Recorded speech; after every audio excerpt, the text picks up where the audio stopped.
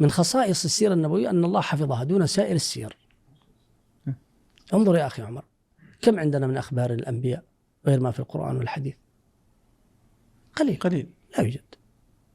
لكن السيرة النبوية أي شيء تفكر في السيرة النبوية ستجد له جواب.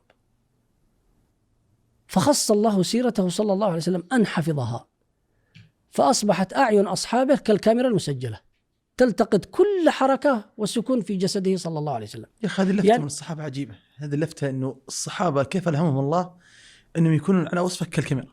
نعم. فحفظوها حفظ يعني عجيب. نعم. هو إلهام ولا لأنهم كانوا مستشعرين أنه هذا نبي فلا بد أن ينقل فيه كل شيء؟ في توفيق ومحبة مغروسة، محبة في قلوبهم، وأنهم رأوه يفوق كل شيء. انظر لما يصفوا إيش يقولوا؟ أحسن الناس. قد لقوا رأوا صورا عديدة، ومع ذلك لما رأوا قالوا أحسن الناس، أكرم الناس، وقد رأوا أجوادا وأسخياء، أشجع الناس، وقد رأوا أبطالا وصناديد، لكن خلاص لما رأوا فوق كل شيء. فكانوا يعني انظر حديث نمر عليه كثيرا طلبة العلم في الفقه، كيف كنتم تعرفون قراءة رسول الله صلى الله عليه وسلم في الظهر والعصر لأنها سرية؟ قال باضطراب لحيته. نذهب إلى حكم القراءة في السرية ونأخذ الحديث. طيب أولا قف عند نظرة الصحابي، أين عينه؟ على رسول الله واضطراب لحيته. عجيب. آخر يسأل كيف كنتم تعرفون حزن رسول الله صلى الله عليه وسلم؟ قال يكثر من مس لحيته.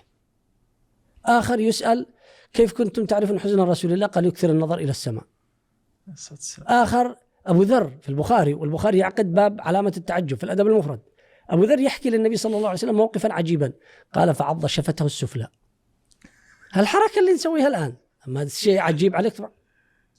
انظر أبو ذر ما اكتفى قال فتعجب، لا، فعض شفته السفلى. انظر الرصد. آخر من الصحابة يحكي لنا كيف كان النبي صلى الله عليه وسلم يأكل التمر ويخرج النواة.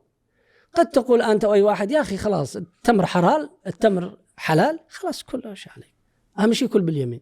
لا، الصحابي ما ينظر بهذا، يدقق فيقول كان النبي صلى الله عليه وسلم يأخذ التمرة إصبعي المسبحة. انظر حتى تسمية المسبحة ما يريد يسموها السبابة، يعني خلاص يتفاءلوا أن يتسبح، أما السبب دي جاهز بدون التسمية. قال المسبحة والإبهام. قال ويخرج النواة على ظهر إصبعي. شوف أين عينه، أنه يدخل التمرة هكذا ويخرج النواة هكذا، يعني لا يختلط الداخل بالخارج. أي ذوق هذا فيه صلى الله عليه وسلم، نهاية الذوق. وأي رصد في الصحابي رضي الله عنه. فهذه خصيصة عظيمة مدهشة. واستعداد الرسول أن يعني يرى هذا الإقبال عليه وهذا الرصد عجيب. يعني أنا الآن مثلا أنت لو تقارن، يعني بعيد عن المقارنة، لكن بعض المشاهير اللي يترصدون الإعلام بالكاميرات يتضايقون. نعم. يبغى يعيش حياته الخاصة والخصوصية والكذا. نعم. فشوف سبحان الله هذا. وهذا ملحظ عظيم ورائع جدا أن النبي صلى الله عليه وسلم تقبل هذا. وهذا لأن الله سبحانه وتعالى لأن هذا الخصيصة سيدعونا إلى سؤال: لماذا؟ يعني قد يقول قائل الشريعة بالأمر والنهي محفوظة، كتاب والسنة أمر ونهي، لكن لماذا حفظت السيرة؟ لماذا تحققت هذه الخصيصة؟ لأنها التطبيق الأول والأكمل للوحي. يا سلام. التطبيق الأول فلا قبله، فيكون هو المتبوع، هو المتبوع لا التابع، الأكمل لا أكمل منه، فلا استدراك ولا تعقب. فلأجل هذا أنه سيبقى، ولذلك لقد كان لكم في رسول الله أسوة. لم يقل لقد كان لكم في رسول الله مبلغ الأمر والنهي والأوامر والأحكام، لا، أسوة. هذا سيجرنا إلى خصيصة أخرى يأتي الحديث عنها وهي التيسير. إذن فهذا الحفظ عجيب، وخصيصة خص الله بهذا النبي الكريم، فلم تحفظ سيرة أحد من البشر كما حفظت سيرته. ما من شيء تريد وتتطلع إليه أن تسأل. يعني مرة سئلت من الأسئلة: هل لبس النبي صلى الله عليه وسلم السراويل؟ طيب الموضوع خاص وداخل ولبس داخلي، يعني الصحابة رضي الله عنهم كانوا أعظم الناس حياء، والرسول أعظمهم حياء، ومع ذلك بحث فإذا بأجد أحاديث أنه تدل على لبسه وعلى شرائه لها.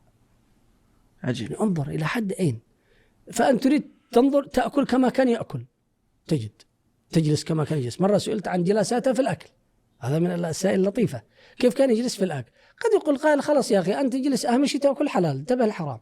لا، فإذا بالصحابة يعني يحفظون حتى جلساته، وإذا بها 4 أو 3 جلسات جلسة وهو كالتشهد، وجلسة وهو ناصب اليسار الساق مع الفخذ وباسط اليمين، وجلسة أنه على عقبيه ومتكئ جالس على قدميه، على قدميه القاع المحمود هذا يسمونه صح؟ يعني يكون قدميه وفخذيه منتصبة إيه؟ وليس على الأرض إلا قدميه. والجلسة الثالثة أنه كجلسة التشهد لكن ينصب قدميه. إيه؟ يعني أنس يقول رأيت رسول الله صلى الله عليه وسلم يأكل التمر مقعيا. شوف حتى الجلسة أنس ما فوتها، لم يقل رأيت رسول الله يأكل التمر، خلاص تمر آكل، لكن مقعيا. بعدين يأتي تفسير الإقعاء. إذن فمعنا في الجلسة الواحدة 4، في الجلسات الأكل 4. وكم أحكي لك، يعني الموضوع واسع جدا في حفظ الصحابة للسيرة النبوية، شيء مدهش، برهان على حبهم العظيم وإجلالهم الكبير لرسول الله صلى الله عليه وسلم، رضي الله عنهم وأرضاهم، وجمعنا بهم في جنات النعيم. خصيصة أخرى للسيرة النبوية الشمول، يعني أي شيء في جانب الحياة تجده، ليس فقط أوامر ونواهي، بل قيامه، قعوده، لباسه، لونا، شكلا، صفة. فأصبحت السيرة شاملة لكل حياته، بمعنى أنه ليس في حياته حياة خاصة.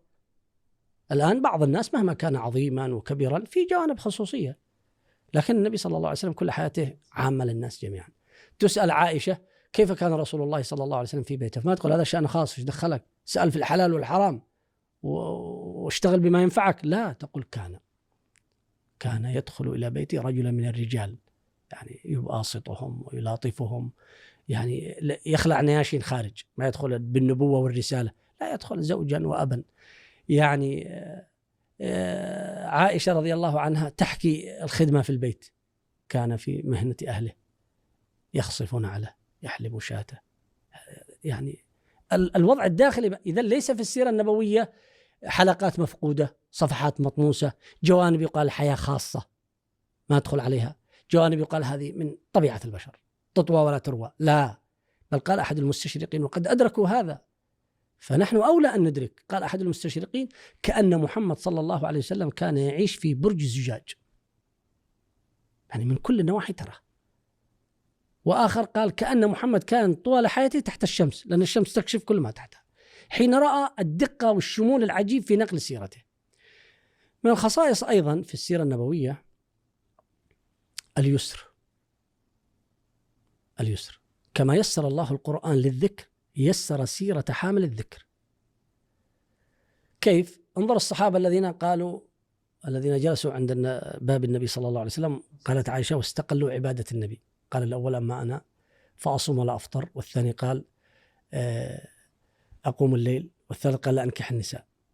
هم لم يفعلوا هذا انتقاصا لعبادة النبي صلى الله عليه وسلم، لا، إنما استقلوها لأنها سيرة يسيرة سهلة، فظنوا بشبابهم وقوتهم وحماسهم أنهم سيزيدون. فهذا من حكم أسرار السيرة النبوية خاصة أنها سهلة، يسهل عليك الاقتداء بها. تقرأ عن صفة طعامه، شرابه، جلوسه، ذهابه، إيابه، تجد سهولة واندفاع، بخلاف العظماء الآخرين. أرأيت لو قرأت سيرة خالد بن الوليد إيش ستقول؟ رضي الله عن خالد، عقمت النساء أن يلدن مثل خالد، صح؟ تحس بالإبهار والإعجاب والدهشة. تقرأ عمر في العدل تقول من مثل عمر، وأن سيعدل مثله. لكن تقرأ سيرة النبي صلى الله عليه وسلم ما تقول أنى لي أن أكون، بل تجد رغبة واندفاعا، وهذا من سر خصائصها.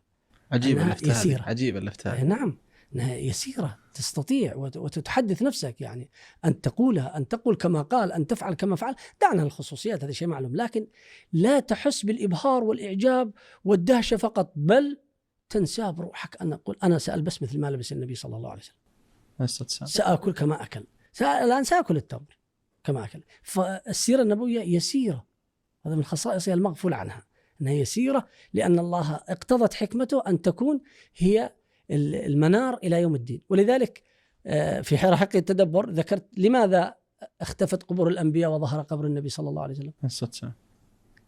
قبور الأنبياء كلها اختفت، ولا يثبت لدينا مربع قبر إلا قبر النبي صلى الله عليه وآله وسلم. قال أهل العلم إشارة إلى أن شريعته هي الباقية والظاهرة إلى يوم الدين. يا سلام. إشارة ظهور قبره إلى ظهور شريعته. وهكذا يسر سيرته لأنها ستكون قدوة وأسوة، تستطيع الأمة أن تجد فيها. من الخصائص المغفول عنها في السيرة النبوية التكامل. انظر يا أخي عمر، لما تجد بعض الناس يبدع في العلم ربما يخفق في العبادة أو العكس. توازن عزيز. إيه، توازن عزيز. فتجد سياسي لكن عسكري أخفق، عسكري أخفق سياسيا، عالم أخفق معرفة وعمل. يعني جوانب يعني ضيعت جوانب أخرى أو فوتت على أقل الأحوال. بخلاف النبي صلى الله عليه وسلم ما تجد هذا، أن جانب من جوانب سيرته جنى على جانب آخر. توازن. مرت به المراحل كلها. مثلا الفقر، مرت به مراحل الفقر ومرت به مراحل الغنى. توازن. مرت به مراحل السرور ففرح بالأولاد والانتصار، وذاق مرارة علو الكفار وظهورهم في أحد، في بدر في آخرها، في ردهم في الحديبية. مرت به القلة والكثرة، أولها كم معك؟ قال حر وعبد، وآخرها يدخل فتح مكة ب10,000 سيف. يعني مرت به المراحل كلها. بعض الناس يجلس مع 50 سنة كأنها سنة واحدة، عمل راتب. بخلاف النبي صلى الله عليه وسلم تجدد، تكامل كل الجوانب. فجاءه الغنى ليكون قدوة للأغنياء، وجاءه الفقر ليكون سلوى للفقراء. مرت بمراحل المرض فكان يوعك كما يوعك الرجلين، وسقط من على الفرس وانفكت قدمه وبقي يعالجها. الشهر الذي اعتزل نساءه كان من الأسباب أنه عالج قدمه. هذه الحادثة غير معروف، ما قد مرت عليه. أنا ذكرت في رحيق التدبر ما هي أسباب الإيلاء، هجر النبي صلى الله عليه وسلم لنسائه. فالسبب الأول أنه حرم ماريا، تحريم ماريا، حين أتاها في بيت حفصة، وجاءت حفصة فقالت يا رسول الله في بيتي وفي يومي، فقال هي علي حرام ولا تخبري أحد. فدخلت بينه وبين عائشة جدار، طرقت الجدار بشراك يا ابنة الصديق، حرم رسول الله ماريا، خلصنا منها. الثاني تحريم العسل، حين شربه عند زينب، كانت ميسورة زينب بنت جحش، فأعطته بعد العصر حلوى اللي هي عسل، فجاءت أشم رائحة مغافير لأنه كان في غير يوم زينب، فقال هو عسل أكلته عند زينب والله لا أذوقه.